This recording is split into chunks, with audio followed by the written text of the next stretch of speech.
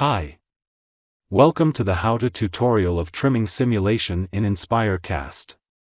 Trimming in die casting refers to the removal of unwanted excess material from the casting. Checking stresses and distortion through simulation is a great way to identify the effects of the trimming process. Let's start by importing the model into Inspire Cast.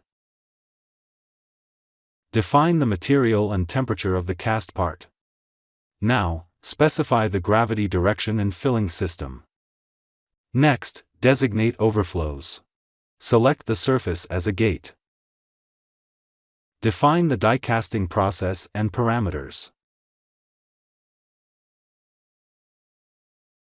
Set up the analysis type to compute the trimming simulation. Run the simulation. Now once the run is finished, review the results like stress and displacement from the demolding phase.